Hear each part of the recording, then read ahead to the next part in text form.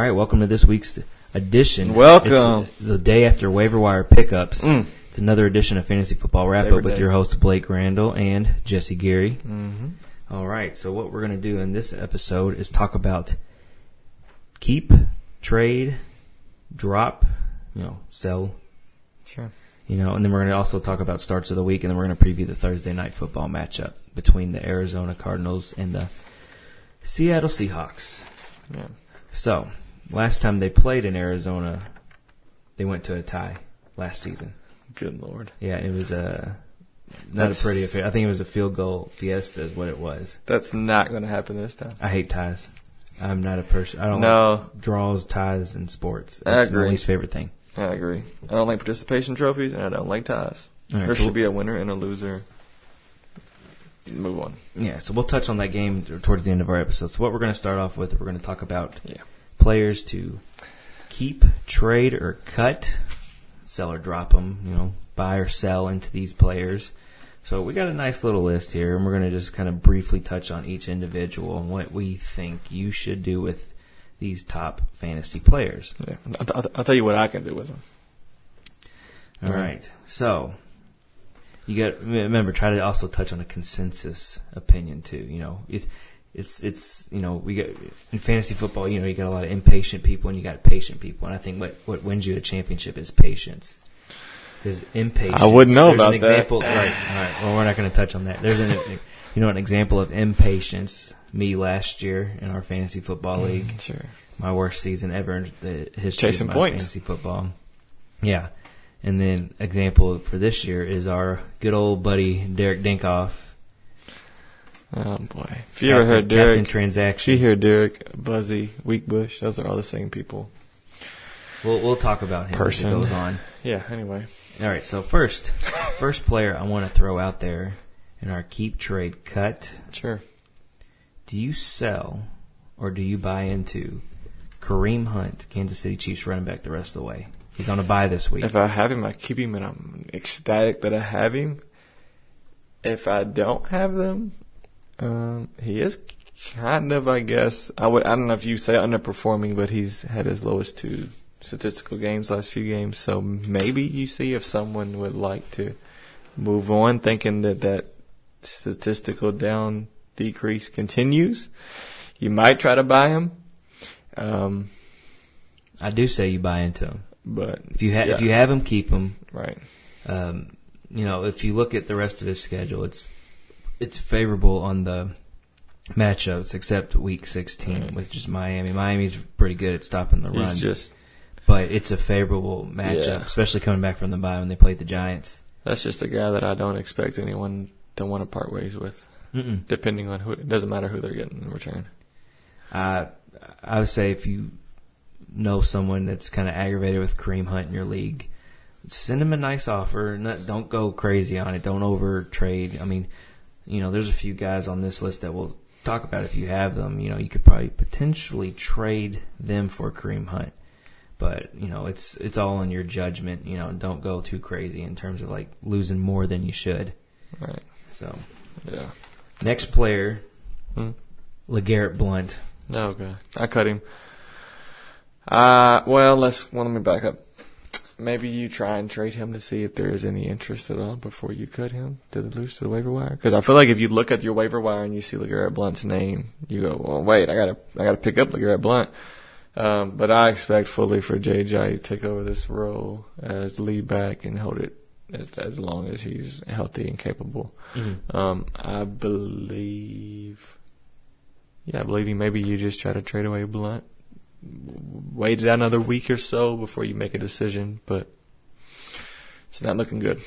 No, I was lucky enough to trade away Blount. Like I thought, I was offered this trade a couple of weeks back, and I didn't take it just because I wasn't a fan of it. But luckily enough, the guy that traded me had 2 good tight ends, and obviously he was going to keep his main tight end, which is Travis Kelce. Right. He traded me Evan Ingram for LeGarrette Blount, and obviously it's a win trade for me. But because I was trying to roll with Kyle Rudolph the rest of the way, and Kyle Rudolph's like a roller coaster ride. He'll get you 4 points at least, 4 to 6 points. I mean, He's either a touchdown and some minimal yards, or he's a guy that's going to get you, 40 yards near the end of the game. But LeGarrette Blount, I would personally, if you somehow can make a trade out of it, trade him. But I would drop him. Yeah. I wouldn't want there's no point in having LeGarrette Blount at this point on your team. He's basically a handcuff for Jay Ajayi once Jay Ajayi gets rolling. Right. Shows you how desperate you can get when you do not have running backs. Right. Stock up on running backs. When you don't have running backs, you pick up as many running backs as you can. Next player I'm going to talk about, we're going to move to quarterback. We're going to talk about Alex Smith. Alex Smith. That's a tough one. I would keep Alex Smith. He's top 5 quarterback. He has Travis Kelce. He has Tyreek Hill, who just had an amazing play last week. He also loves to check it down to Hunt and West and some of those talented backs that they have. And he's the number 2 quarterback in fantasy football right now. I keep Alex Smith. He's still putting up big numbers. I mean, even this wasn't his worst game fantasy-wise, but it was his first game throwing an interception all year. He threw his first, 9 weeks into the year, he threw his first interception. That's insane. That's one interception. You keep Alex Smith. And what's crazy is when I'm looking at his stats right now, he's got a pattern of a game where every other game is odd number games, odd weeks. He has multiple touchdown throws. The even weeks, he only has 1 touchdown pass. So it's like a weird pattern. Like, actually, he plays worse because basically their schedule's been away, home, away, home, away, home, away, home, away, home, and he plays worse at home than he does on the road. So he's one of those guys. So basically, Alex Smith is that guy, and they only have, coming back from the bye, they only have 2 road games in them. And there's 4 home games. So I mean, I'm not going to try to say that there's a pattern there. He's that guy he's that person that's scrolling to the TV and turns the volume down to 20 to 22 and has to change it up to 23 to be on an odd number. Yeah. Yeah, it's just for his performances. Yeah, he's that guy.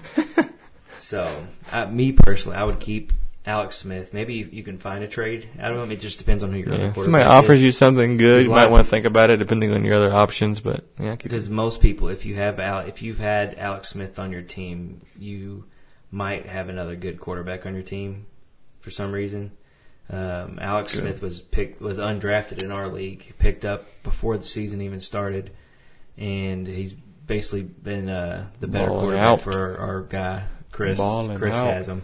Yep. And Chris's other quarterback's Matt Ryan, who has not looked like MVP Matt Ryan. Not at all. Alex Smith has looked like MVP for most of the season. But my MVP right now is Carson Wentz right now. Yeah. So, all right. So, yeah, keep Alex Smith. Keep rolling with him. He's still going to get you He's still going to get you points. Trade him if you can, if you are really hurting. But Alex Smith is someone I would roll with to a week by week basis. He's a must start, in my opinion, every week. Especially when you got guys going down like the Aaron Rodgers and some of those top tier quarterbacks. You know, if you got Winston's down now. Mm-hmm.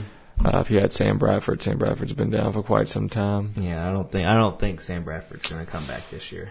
Yeah. Like, I think he's going to suit up, but he's not going to play. No. Like, Teddy's about to come back. They were talking about. And I think Teddy's is going to be ready to roll in the next 2 weeks. There's been words. Just watch. Bradford on our. Just keep watch of Case Keenum's performance with the Vikings. Yeah. All right, so next quarterback I'm going to talk about. I'm going to bring up another quarterback, and this is one you really shouldn't bring up in this conversation, but with how he's played in the last few weeks, it's probably thought in some, like, this is not used to how this guy played. That's Tom Brady.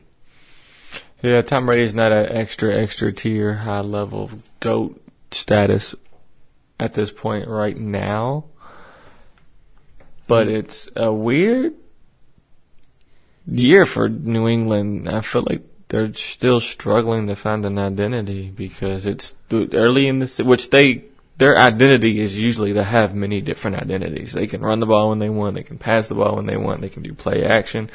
This year hasn't seemed like that either. They can win with defense, they can win with special teams. Their defense has been poor up until late. Tom Brady it's still winning games and putting up solid QB1 points. Let's not get ourselves wrong. Tom Brady's not sagging. Tom Brady's just not being 30, 35 points a game. Crazy. No, he's not balling out Tom Brady. No, he's not averaging, 37 points a game. Bud Light's going to taste good. Dilly dilly. Dilly dilly. I have a bet with a buddy of mine. Tom Brady's going to average 37 points a game this whole season. Obviously, that's not happening. I feel like I should do the math right now. So it's so off. Show. It's so off. But anyway, I'm going to be drinking some ice cold beverages. Keep Tom Brady. Keep rolling with him because it's Tom Brady. Keep rolling with Tom Brady.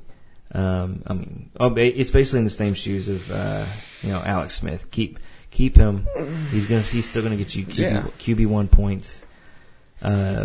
If you're hurting for some skill players, and someone's got a weak quarterback and pretty good skill players, see if you can offer a trade. See if you can get something out of it. You could probably get some like wide receiver 2s, running back 2s out of it. Yeah. I mean, you're not gonna go crazy. No one's gonna trade LeGarrette Blount. LeGarrette Blount. Yeah, they would. Someone would probably try to get If someone offered me, if I had LeGarrette Blount still, and someone offered me Tom Brady, I would take it.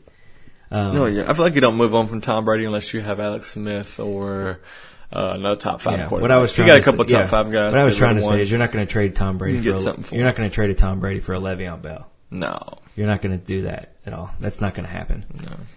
All right, but you keep Tom Brady. Roll with him. He's still going to put up QB1 points. Next quarterback I wanted to bring up. Matt Ryan, the number 16 quarterback. Yeah, number 16 quarterback. And he's only had 2 games this whole season where he scored over 20 points. You know what broke my heart last week? When he threw that big teardrop rainbow pass to a wide open Julio Jones, who drops it in the back of the end zone. Just bobbles it out of the end zone and just drops it and falls. As a Julio owner, really wanted him to see if they get that touchdown. He had a 100-yard game. He was having a great game. He was putting double moves on people and getting wide open left and right. Oh, man. All right, well, we're not talking about Julio. We're talking about Matt Ryan. Matt Ryan, where have you went? It's not MVP Matt Ryan. This is 2017 Matt Ryan. And there's a big difference between Matt Ryan a huge difference. And then Matt Ryan that, no Kyle Shanahan. Seems like their offense is picking it up nearly because they have to. Freeman's not playing well. Coleman's not really doing much in the ground game. Matt Ryan's having to throw the ball. And coverage is just shifting to Julio, so Sanu is getting some work. Matt Ryan he's a spot starter. He's a matchup-based starter right now. I don't start him against a great defense. I start him against, the Cleveland Browns and the, Colts of the league. Raiders of the league. Some of those bottom tier defenses.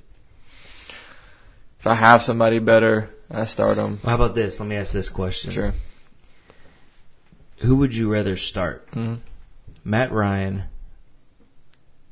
yeah, or Josh McCown? McCown, hands down. All right, another one. I'm going to ask one more. Sure, go ahead. Matt Ryan, or Jacoby Brissett? Depends on the matchup. This week? This week, Atlanta's got Dallas, and the Colts got Pittsburgh. Yeah. Ooh. I think I go Matt Ryan this week if I got to pick one for this week. Yeah. I got Matt Ryan. Okay, and then one thing I do want to address, though, Jacoby Brissett, fantasy-wise, is ranked higher in points than Matt Ryan. Jacoby Brissett last week had 34.5 points. Pittsburgh defense has just been smothering.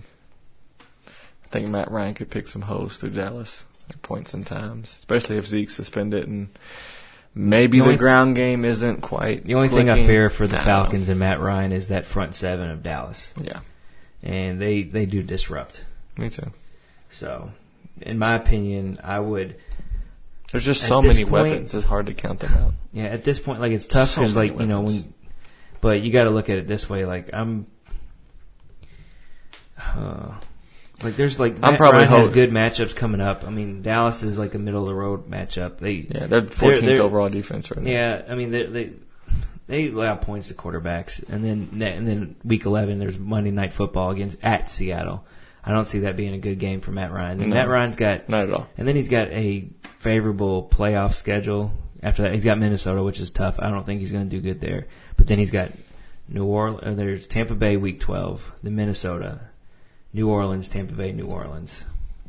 Tampa Bay matchups but look the thing is good. But the thing is, though, I'm looking at Saints this. Yeah, the matchups Tampa Bay don't ones look are too well. good. But the way I'm looking at this is, if it was last year, Matt Ryan, like with Kyle Shanahan, you're all in no matter what. Hands down. This year, Record-breaking offense. honestly, like I would trade Matt Ryan, or I'm sure that you might. If you have Matt Ryan as your number one quarterback, best of luck to you.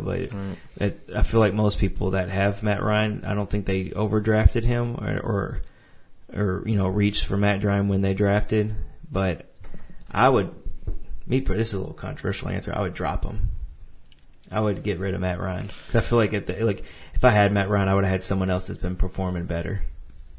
Yeah, I feel like you could have picked somebody up. Despite having Julio, it's like with Big Ben. He's got Antonio Brown, but Antonio Brown still performs with Big Ben playing shitty. Yeah. So, all right. So that's my opinion. I would trade or drop Matt Ryan. Your final verdict, though? I think I'll hold out hope for a little bit longer, but I definitely have somebody waiting in the wings, like a McCowan or like a Brissett or somebody who could maybe win some games for me if I need to in a pinch. All right. Next quarterback I'm going to bring up is Cam Newton. Cam's broke my heart this year. Cam's such a roller coaster ride. First 3 weeks he was awful. I dropped him. As soon as I drop him, somebody else picks him up, and he goes off. And from that point on, he ends up getting top 10 quarterback, and then he hit the waiver wire the other day, and I picked him up. He's my starting back with the Watson injury I had. So, Cam Newton, currently number 7 quarterback. Keep Cam Newton starting. That's what I'm doing. But points-wise overall, he is not the number 7 quarterback points-wise. He is. Let me look at this. 1, 2, 3. Is this an R league thing? Mm-hmm. Yeah, this. We got bonus points in ours. I'm looking at it based off that though too. Like 1, 2. I think you look at it based on his rushing. I think his rushing is what it's his upside. It's his value. Upside. He's starting to incorporate that more. He's the team's leading rusher. Yeah. In both yards and touchdowns. But they're planning. They didn't do it last week. Like they said, they were planning on throwing the ball deeper. That's what they were wanting to do, but they didn't do it. But they did throw it to their new number 1 receiver, Funchess, a lot. But we'll get back to that. So Cam Newton, just because of his ability to run the ball, I would keep him. But there's also the potential, like if he blows up 1 week, I feel like I would trade him. Like if he has that good week, I would sell on him. I'm super optimistic with Greg Olsen coming back possibly next week that I want Cam Newton. Yeah. Keep him, but like me, I got that mindset. Like, if Cam Newton has that. That's why I'm thinking about it anyway. Oh, I'm looking at this last. And McCaffrey. I'm looking at this different. I was looking at last 4 weeks on that one. McCaffrey stepped it up a little bit for their offense, which I think took a little bit away from Cam last week. He's been running the ball more, but yeah, he's been their running game. So I think they're trying to get McCaffrey. They're trying to get a runner back to get some positive yards and be effective, so that way, so maybe some of those downfield lanes can open up. Right. And I'm excited to see what Greg Olsen brings when he comes back and how he is when he is returned. Yeah, I think he'll help him out. Next player I'm going to bring up is Patriots wide receiver Chris Hogan. He's injured, out for a couple weeks, not required surgery. Yeah. A few people did tend to drop him. Right. I was lucky enough to snag him up. He is the number 7 receiver. If you see him on waiver wire, go get him. Don't let him sit on the waiver wire because he's injured. My strategy personally is I always have a bench spot open for a top 10 wide receiver, running back, quarterback, or tight end. So, right now he's the number 11 receiver. When he was dropped, come on. He was number 7. He was number 7 in the league. But he's been pretty much Tom Brady's, outside of Gronk, he's been Tom Brady's most reliable target this year. There was a statistic maybe 2-3 weeks ago that I seen that every game that he's had at least 70 yards and a touchdown, the Patriots have won. Mm-hmm. And the games that he haven't, which was early in the season when their defense was underperforming as well, they weren't doing so well. So I think he might even be a key contributor to wins and losses and what Tom Brady wants to do. So I definitely keep him if I have him on my team. If somebody don't want him because it's a bye week option, trade and take him away. Yeah. If he's on the waiver wire, goodness gracious, go pick that man up. Yeah, I'm basically saying like if you don't have him, buy into him. Yeah. There's going to be some owners out there that are going to be like vulnerable and wanting to get rid of him just because they're injured, because they could be hurting for somebody else right now, because they could have been relying on him as their top receiver, or at least one of their top 2 receivers on their team. Yeah. I would buy into Chris Hogan. I would keep him, pick him up, would not drop him. I would not trade him away unless you get a better offer back, which you could. So that's my opinion on Chris Hogan. I think he's got a great, basically for that end of the season run, because how Tom Brady gets towards the end of the season.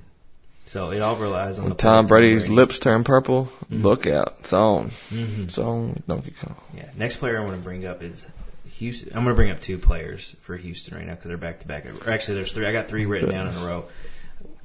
Lamar Miller, DeAndre Hopkins, Will Fuller. I know we talking about trade, and trade deadlines are coming up, if not already passed in your league.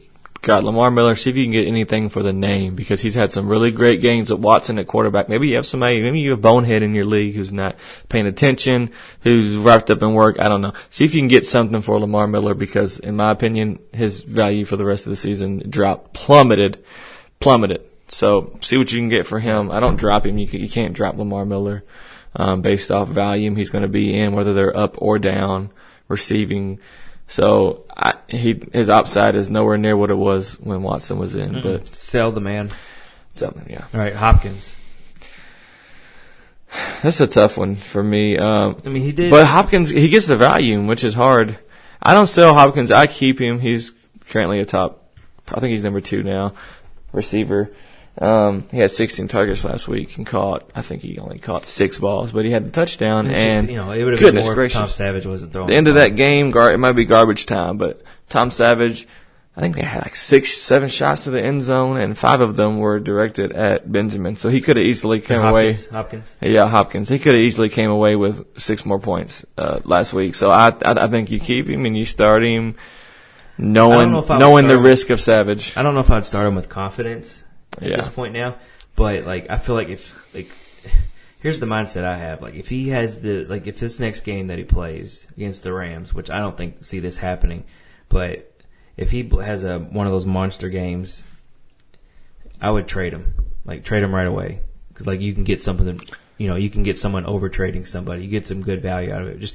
I just think I'm just looking at the end of the rest of the season outlook, just because it's Tom Savage. Sure. If Watson was still playing, I wouldn't even let anybody touch Hopkins.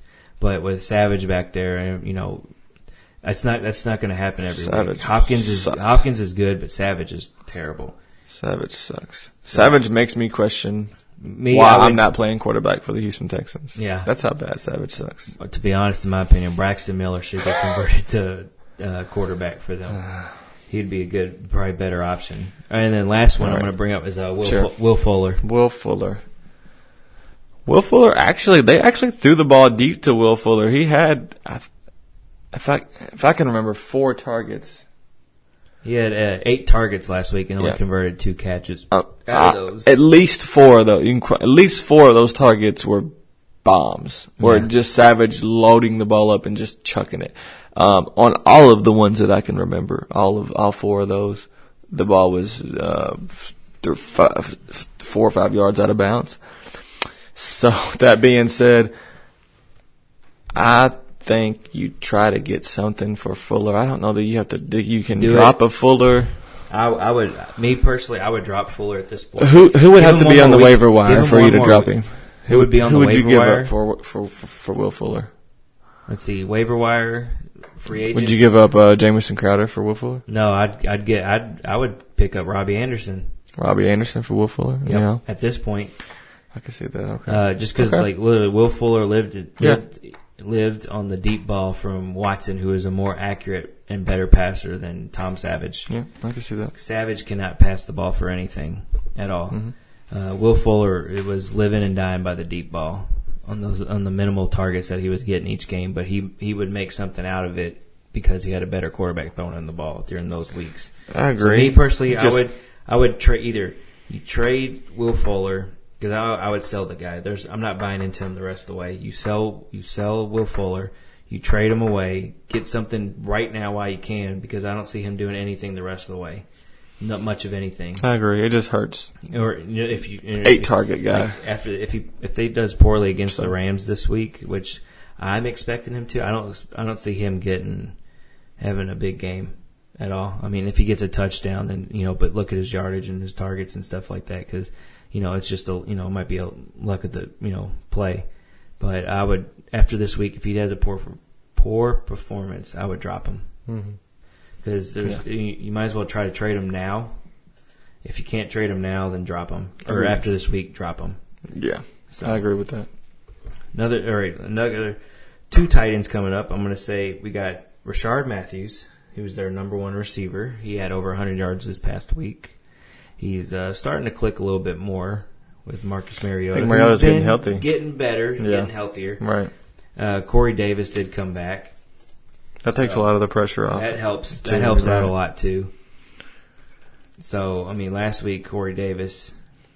I think him. It helps. He's getting back in the groove of things. It just helps to have another player to look at. Corey Davis did not have a mind blowing spectacular game. He only had 28 yards off of 5 targets, but he's getting back in the groove of things.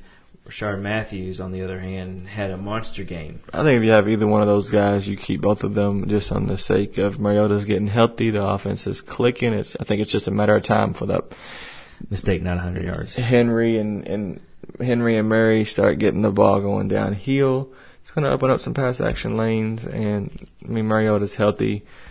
Mariota's going to.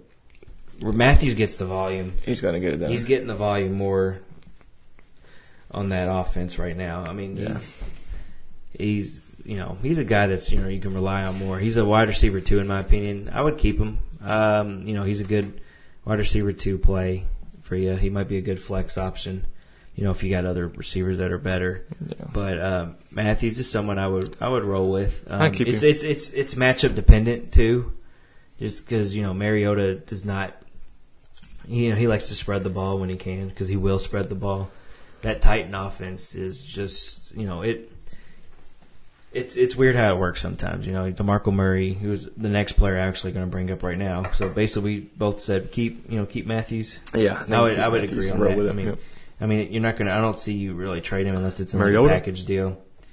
So our next player is DeMarco Murray, he's just been an unfortunate bust. I think this has been an injury-riddled season for Murray.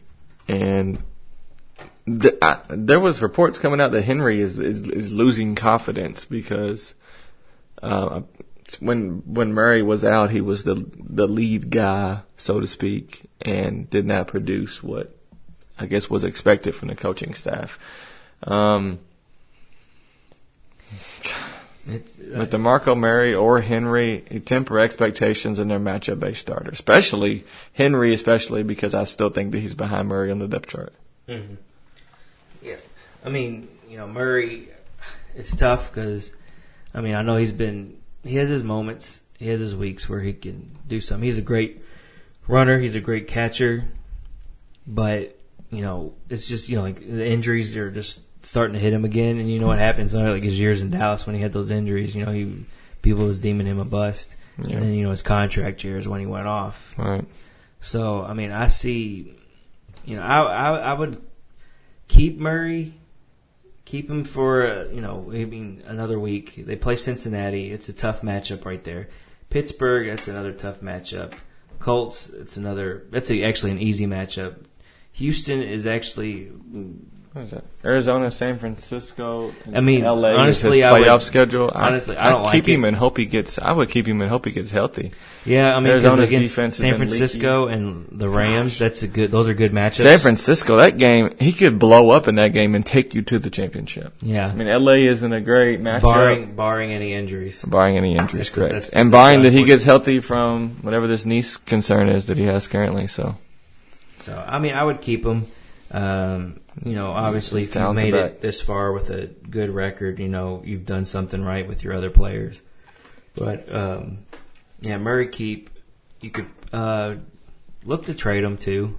I mean, I'm not trying to say sell the guy, but I wouldn't trade for him. He's a name. But I would, offer him out, see what you get back in return.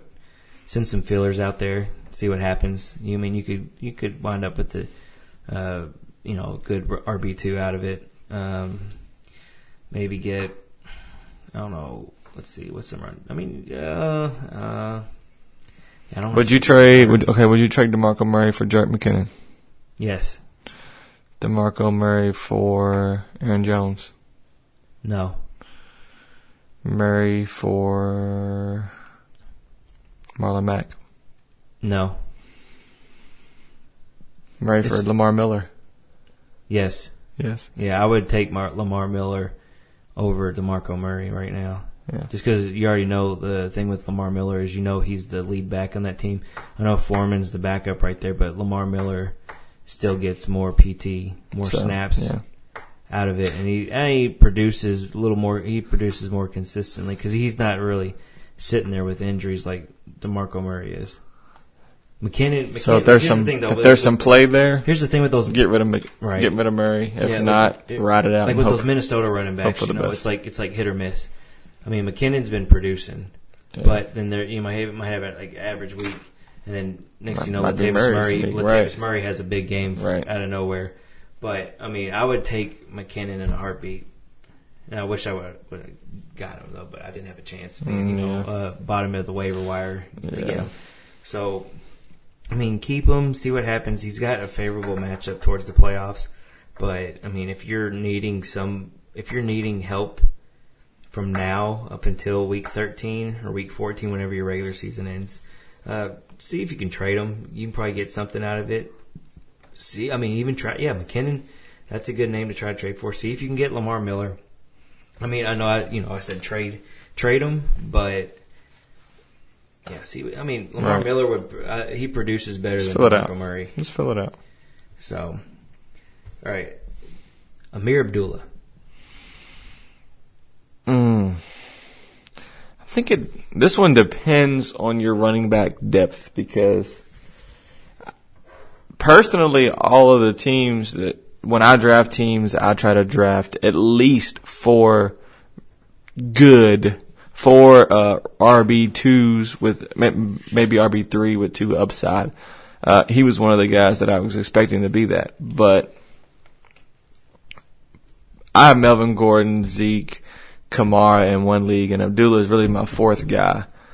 And I keep him just as depth personally, but if I'm counting on him to be my number 2 or even a strong flex start, I don't feel confident at all. Personally, with Abdullah, I think it depends on your team. If he's your running back 2, you can do better. I mean. So would you drop him or would you trade him or try to trade him? If you have depth, trade, keep, drop. Like I do, I have depth. I think you could drop him and maybe pick up some of these, like a Thomas Rawls or Eddie Lacy, try to hit somebody who's going to have a late season stride. Personally, myself, what I'm doing with him in the league that I have him, the way I just with the backs that I just mentioned, I keep him unless there's an injury and somebody else is going to be the next man up. Mm-hmm. All right. I think it depends on depth. Not a bad player, going to get some reps. I don't know. Just not doing that. Just not getting it done. All right. I would trade him. Mm-hmm. Trade him. I would probably drop him too. Well, actually, you know what? I wouldn't drop him. He just had a bad game last week. I think the volume's still going to be there for him. But you could trade him for a lower end, like RB2. He scored last week. Yeah. But I mean, it's just like he had a good week for him. That's why I don't think he was someone I would drop. Even if he was my 3rd or 4th running back, I would still keep him on my team.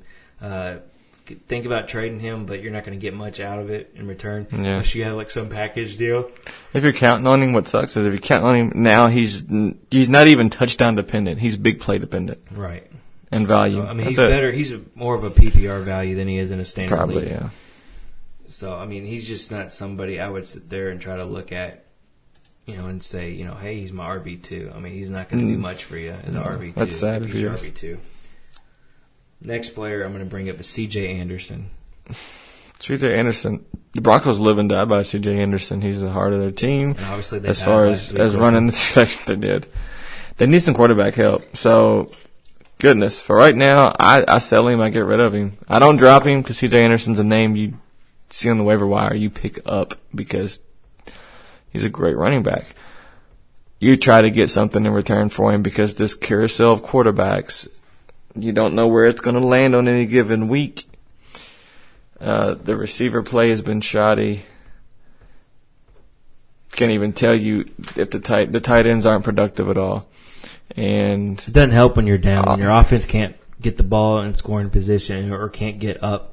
It's not going to help having being behind, and you have to because you're not going to run the ball like that with C.J. Anderson. He's when Denver's up, when the offense is rolling, C.J. Anderson's usually rolling. So in my opinion, I wouldn't. Yeah, like you said, I wouldn't drop him just because of his name value. I would trade him, but I mean I would keep him. But I would trade him though. Yeah, like I wouldn't drop him, but I would try to trade him just because of the name alone. I mean, a lot of people will trade you for name. And what does help his value too is that the Broncos have a dominant defense, so they can keep themselves in games and run the ball to keep that defense off the field. But when quarterback play is so bad that teams are loading up the box to stop C.J. Anderson, and they're being successful at it, making whoever the quarterback is throw the ball, and it's just. Yeah. His upside is with the defense, but his downside is with the quarterback. So, pick your poison. Devontae Freeman. Freeman. This Atlanta team, in my heart, I feel like they're a team that's going to figure it out. I know it's week 9. Gosh, it's getting late in the season, especially if you count on these guys for a playoff run soon. Freeman started the season good, has had a little bit of a dip.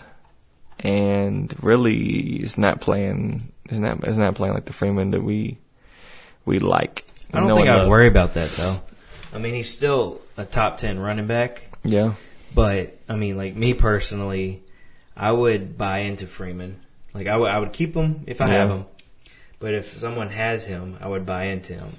I mean, it's almost like, you could probably get more out of it. Like say if you have Kareem Hunt, like I do, for example, if I wanted to trade Kareem Hunt, get Freeman, but then also get a second player out of that in return. Yeah, a twofer. Yeah, but it just depends on who you're trading. Whoever had, not everybody is the sharpest knife in the drawer. Yeah, Freeman we could have some Freeman owners being frustrated because of his poor production. It's like Hunt owners being frustrated too. Yeah. If he's like you're lucky for me. I mean, I'm rolling the ball with Hunt and Fournette, and Hunt's been regressing a little bit, but Fournette has just been a monster when he's played. So I mean, it's aggravating when you haven't had Fournette in 3 weeks. But you're right. I mean, you just get lucky. Sometimes people get lucky, and Freeman I would buy into just because Atlanta needs to get the ball rolling with him, and when they get him more involved, they play better. Yeah. When the ball goes to their playmakers, which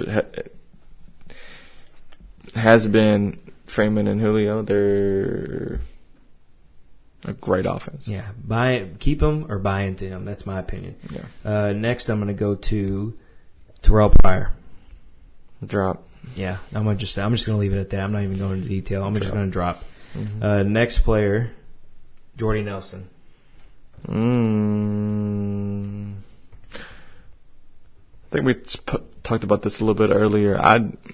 I keep Jordy just because of the volume and because Hundley is looking his way so often. I think there was a stretch in the game where I think he threw to Jordy on one drive. I think it was a run and then 2 passes, at least over 20 yards to Jordy, and then a run, a few more passes that were deep to Jordy. So I keep Jordy, and he has a low ceiling, a high ceiling, low floor. He's probably a consistent RB in that RB. He's an RB2 at this point. wide receiver 2. At most. Me personally, like if I have him, I'd probably keep him just because of the volume alone. But I would also consider selling into him. Sorry, it's late right now. We're recording this one, but sure. I would sell Jordy just because of the name. If you can get something for the name, then get it because his value. He's not catching a lot of balls, but he can be a controversial trade in some leagues. You get Jordy with double-digit targets going against somebody not named Darius Slay. He could. Yeah, I would. Yeah. I mean, keep him or sell him. I think if you could sell him, you could work out all right because you might be able to get something decent in return. Right. Next player I'm going to bring up is Saints receiver Michael Thomas. I'll keep him. I'm confident about it. Yeah, I mean, he gets the volume. He does, gets around 10 plus. He's not really known as a big play guy. He's kind of this year. He's kind of their move the change and tough catch guy, but that's also what you want in the red zone. So they've had more success running the ball than in years past. So I think they'll keep running the ball in the red zone, but Michael Thomas is still a guy that I look at. He's the number 1 receiver. He's Breeze's go-to guy for in tough times. Mm-hmm. So me personally, I would keep him. I would keep him if you have him. I'd keep him if you have him. Mm-hmm. I would, if you don't have him, I would buy into him. Because there's just the schedule just gets more in their favor the rest of the way for the Saints. Next player I'm going to bring up is Keenan Allen. K.A. I don't feel like it's an off year for Keenan Allen. I don't feel like we're beating down the door that he's getting 12 catches a game for 141 yards and no touchdown. If you're in a PPR league, keep the guy. Obviously. The guy. Oh, yeah. He gets it all. Targets and catches. Targets, catches, all the above.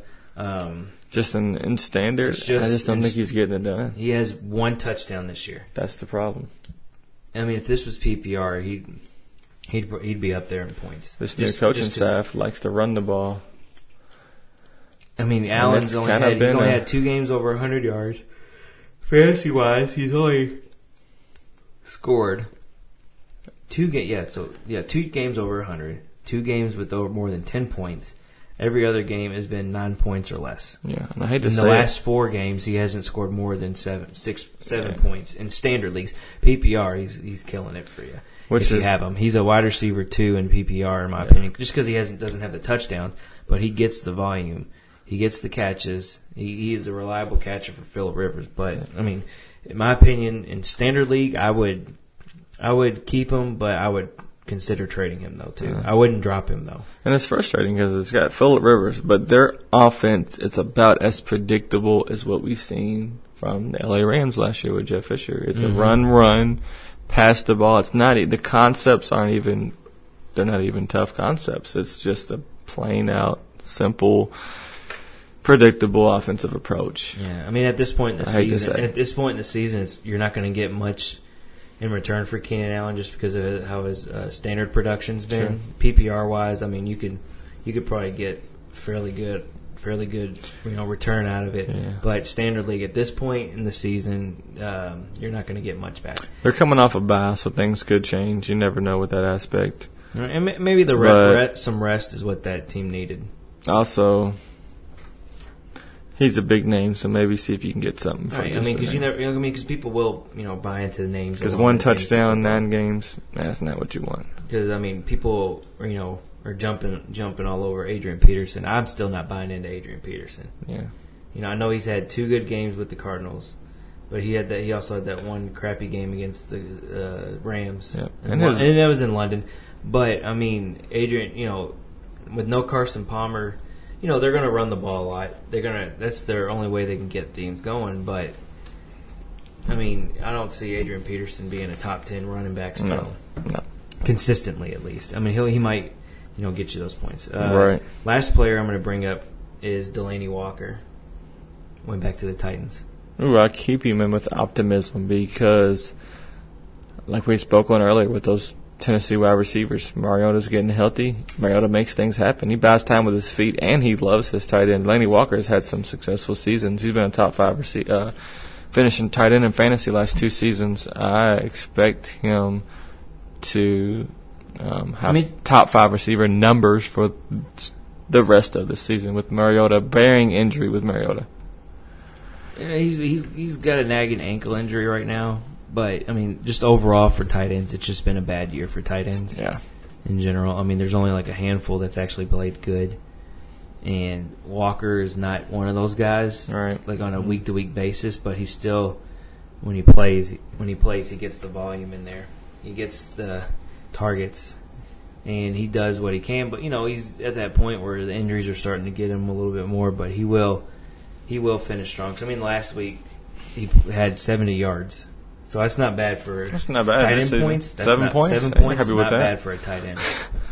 At this point, you can get what you can out of tight ends because it's just not been a great year.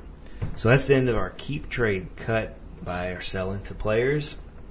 Let's talk about starts of the week for week 10. Must start. All right, so let's go to. I'm gonna start with quarterback. Sure. I got two guys that I jotted down right here. I got. It's just, I feel like, we've talked about it in the last couple shows each time in high praise. Josh McCown against Tampa Bay, his old team, at Tampa Bay. And this is going to be a struggling Tampa Bay. The revenge game. It is a revenge game. It is a revenge game. I think McCown is a must start this week. He's been a must start the last handful of weeks. I just think he's just going to, with what limited talent that they have on that Jets offense, they make it work. Austin Seferian-Jenkins, Robbie Anderson's doing good, Jermaine Kearse does good. They're utilizing both their top two running backs right now with Forte and Bilal Powell. I think they, when they get everything going the way it should be going, McCown plays good. He plays smart. This is the smartest I've seen him play because he gets like his years with the Bears, and he had that good season before that's when he became the Buccaneer. He played smart until he got hurt. And he's got to realize, he's like, he's an older quarterback. He's 35 plus years old. He's a journeyman quarterback. Yeah, he is, but he can't realize that he's a guy that can scramble the ball and then try to headbutt a player and truck a guy down. There's a few rushing touchdowns this year. Right, and his body can't handle that. Trying to do that. He needs to play. He's been playing smarter, which is the most surprising thing out of this Jets team is that old Trusty has been working. The other quarterback I wrote down was Dak Prescott against Atlanta. Oh, Dak's been on fire. Dak is a guy that's going to is a must start every week the rest of the way. And this week I like the matchup against Atlanta just because, with how he's played. Dez Bryant is on the fence right now in terms of playing. Well, I'm sure we'll learn, his availability later this week as it goes on. But, with Dak and Zeke, if Zeke plays, Dak is a certified must-start QB1 no matter what. Even without Zeke, I think Dak still is that reliable of a player just because he'll have to do a little bit more, which I wrote him down just because if Zeke gets suspended, the suspension starts, Dak's going to have a little bit more to do. And Alfred Morris and McFadden should be able to help out with that, and then also Rod Smith, that other running back that they have. But, with getting Terrence Williams involved more, Cole Beasley involved more, and Jason Witten involved more, it just helps, Dak out. Dak certainly has the weapons at his arsenal. The offensive line is going to keep him upright. He can use his feet. He's a great play. Which leads me, speaking of great play quarterbacks who can use their feet, my must-start quarterback for the week is Russell Wilson. Yes, Russell Wilson probably – Russell Wilson had a bad week last week. We were thinking he was going to go in. They were going to run the ball with Eddie Lacy because Pete Carroll wants to get him more carries. 1 week, this Seattle offense has got it all figured out. Russell Wilson's throwing the ball 30 times a game, spreading it to all his receivers. Richardson's getting touchdowns. Touchdown for you. Touchdown for you. Touchdown for you. This week, their only touchdown was Luke. Yeah, he had 2 touchdowns. Luke Wilson. He had 2 touchdowns. Yeah, he had 2 passing touchdowns. One, remember, Doug Baldwin was the other one. Doug Baldwin was the other one. That's when Doug Baldwin showed up again. To win the game. Yeah. So. No, they lost. They lost. Did they lose? They lost? Yeah, remember they lost by 3. Yeah. Well, good, they lost. So they went to go depend on the ground game, and they lose the game. I think Pete Carroll. If you stick with Russell Wilson passing the ball. Deep down inside.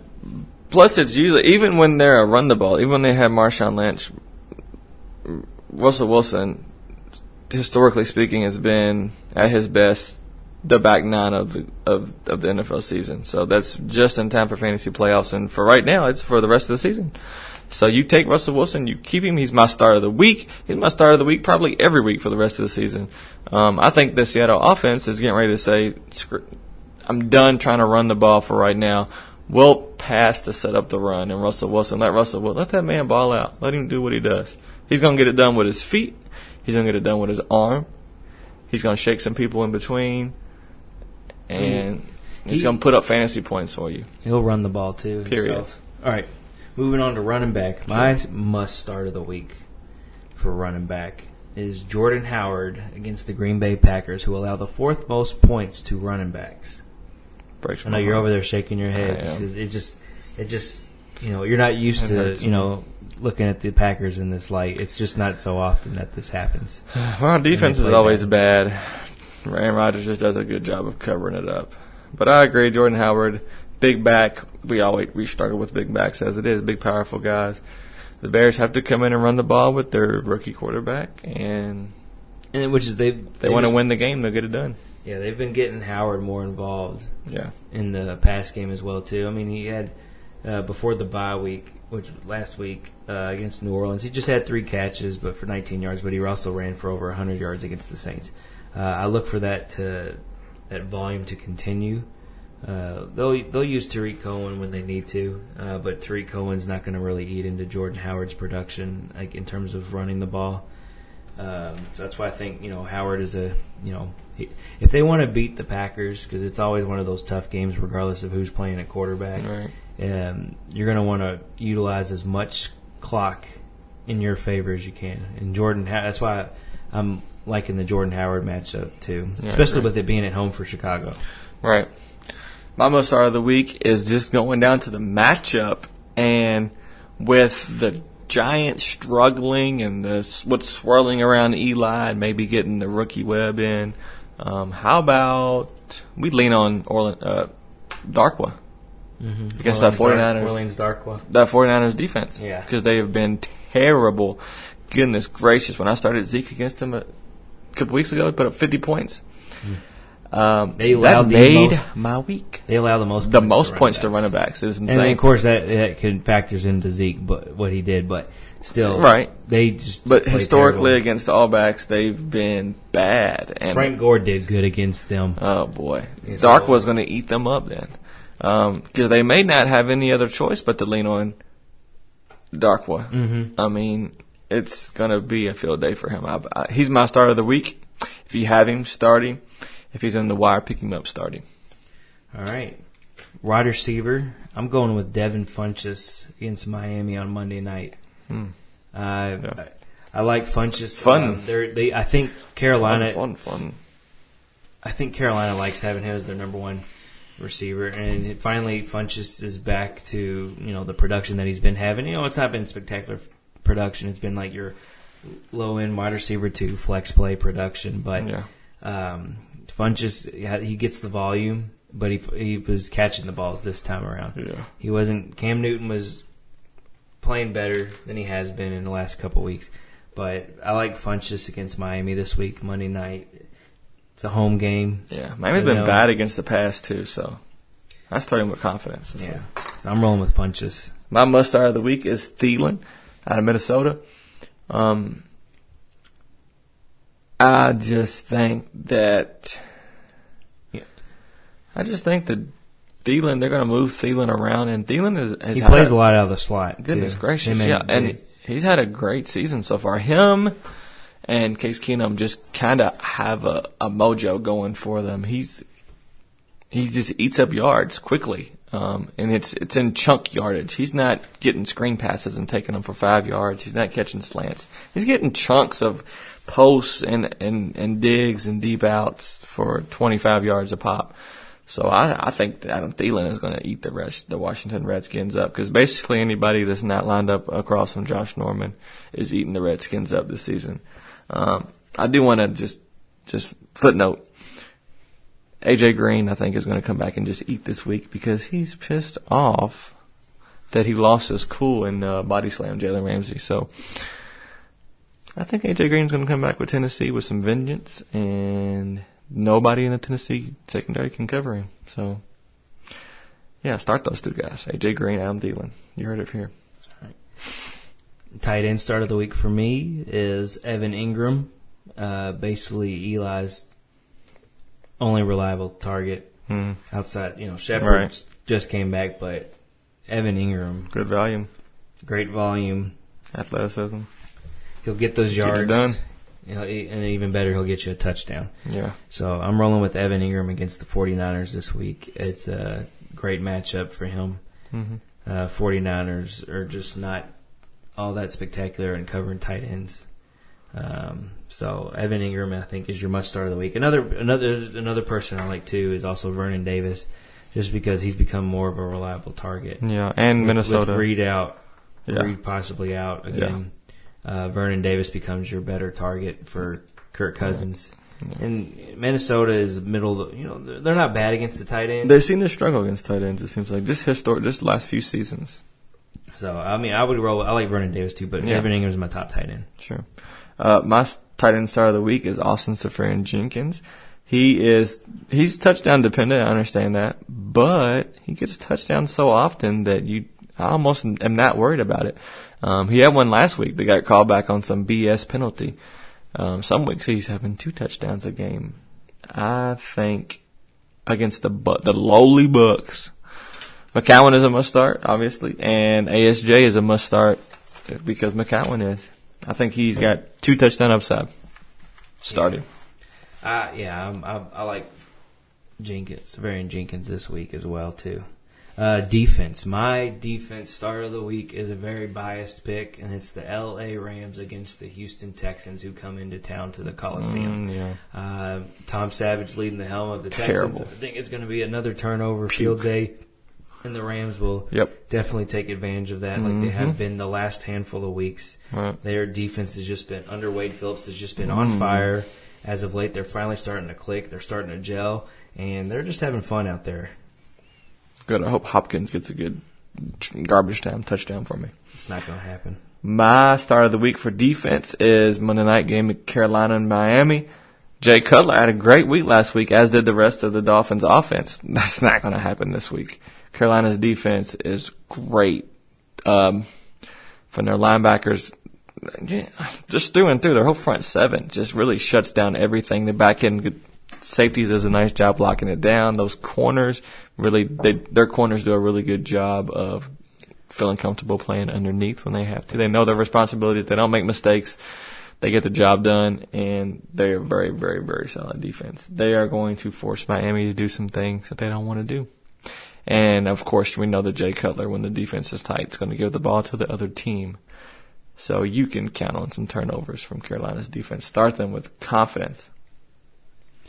All right. And then last position, that should be on your roster, is kicker. And I'm going to roll with Will Lutz, New Orleans kicker. Sure. Playing at Buffalo. He had it wasn't bad points-wise, but it wasn't his best game of the season. He only, missed a couple mixed a PAT. And but I think he's going to bounce back this week. I think he's the top kicker this week against Buffalo, just because I feel like Buffalo is going to play a little bit more stingy with their poor performance last week against the Jets. They're going to give a little bit of fits to the Saints, but it's going to, like you said, it's going to be a ground game, but it might be one of those games too where they get close enough to the point where they get stopped and they're going to have to kick a field goal. That's why I like Lutz this week. Sure. My start of the week is Forbath for Minnesota. I just feel like defense is they're going to be marching down. I think their red zone woes is really why I feel comfortable starting them. I think they're going to get down to the red zone, cross midfield, and then come to a screeching halt. So I think Forbath's going to put some in for you. And he's top 5. He's a top 5 kicker just based on Casey Keenum's been doing a great job with that offense, and they've been soaring high lately. Started with confidence. All right, so that's our start of the weeks. Mm-hmm. I like who I got picked in mine. The only one I really question still too is Funchess. Just like with Funchess, like he gets the volume, but he just hasn't been. He had like a couple weeks where he had a couple touchdowns, like a touchdown there and a touchdown the next week. Yeah. But then he's really been quiet in the red zone area for a little bit. Carolina's offense is like hit or miss in terms of like who gets what looks. So that's just my only question in terms of my start of the week. But I still like Funches this week against Miami. He's their only big body guy now with Benjamin out the door, so we'll see. Mm-hmm. Let's real quick just briefly talk about the Thursday night football matchup. Seattle going into Arizona. I think Arizona's game plan is to run the ball with Adrian Peterson. Last week was actually a career high in carries for him, which is insane to think about. They have nobody else to run the offense through. He is their offense between him and Larry Fitzgerald and maybe a few deep bombs to the J. Browns. The offense is not clicking. It's not doing much, especially against Seattle. It doesn't matter to me whether Earl Thomas plays or not. Seattle's going to dominate this game from start to finish, in my opinion. Yeah. And Russell Wilson's going to get it done.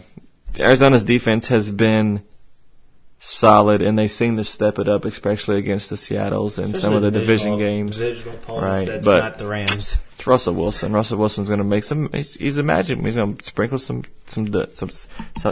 magic dust and make magic happen and roll out and. I'm just hoping there's not another tie. That's all I don't want to see. No ties. I mean, it's not a game for me. It's not a big appealing game. 31-10. 31-10. Seattle. I'm going to say it's a low scoring affair. I'm going to go with. I'm going to say 20-10. That's what I'm going to roll with, and Seattle gets the win. Like you said, I think Russell Wilson's just going to control the game, going to control the clock with it. I do see the thing I like seeing with this one. I could have wrote this guy down too as a receiver. I think Paul Richardson for Seattle steps it up this week because outside of whoever Patrick Peterson's not on, right, it does good. It's like when you're playing against Kansas City. Whoever's not on Marcus Peters' side of the ball, they take advantage of the other corners. Which I'm curious to see if he's going to line up on Richardson or Doug Baldwin because Richardson's been their red zone guy and he's really made the offense move. But Doug Baldwin historically probably is the number one and the guy they're looking to get the ball to. So it's interesting to see who I'll match up with. We'll see who that goes. So, I mean, next episode we'll talk more into the weekly matchups. Sure. We'll give our opinions on them, how we think guys are going to play out. I mean, we'll go into more detail, obviously. And best of luck to you the rest of the way on your Thursday night matchups. Whoever you got starting, if you got AP, Fitzgerald, any of the Browns, if you got Russell Wilson starting, if you for some reason got Drew Stanton starting, if you got any of the running backs for Seattle starting, I don't see them having a big game. Start Seattle's defense. Start Seattle's defense. Yeah, start Seattle's defense. Not that I had to tell you that. No, but I would, roll with Seattle's defense this week. They're a must start as well, too. They should get Drew Stanton. So, that's how I'm going to end this one. We're going to just end it on the Thursday night game, talking about that. We'll be back with some more week-to-week matchups heading to this weekend's games.